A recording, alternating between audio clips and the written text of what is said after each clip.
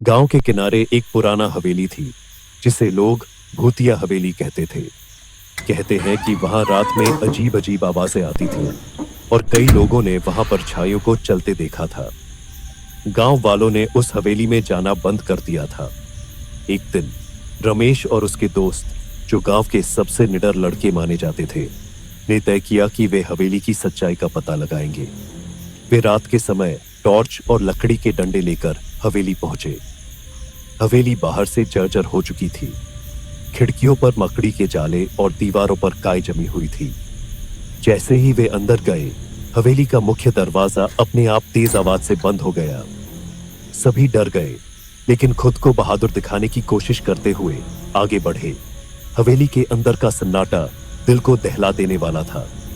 अचानक उन्होंने सीढ़ियों पर किसी के चलने की आवाज सुनी। वे चुपचाप उस दिशा में बढ़े।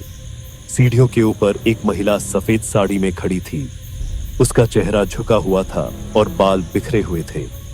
रमेश ने हिम्मत करके पूछा, तुम कौन हो? लेकिन जवाब में केवल एक डरावनी हंसी गूंज उठी।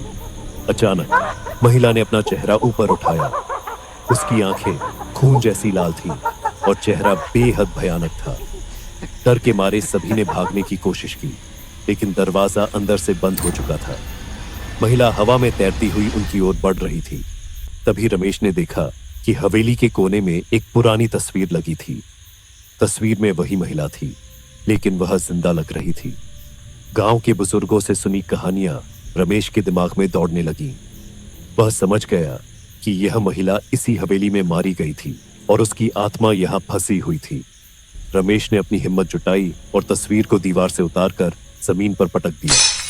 तस्वीर के टूटते ही महिला की चीख गूंज उठी और वह धीरे धीरे गायब हो गई। जब दरवाजा अपने आप खुला तो सभी दोस्त भागकर बाहर निकले।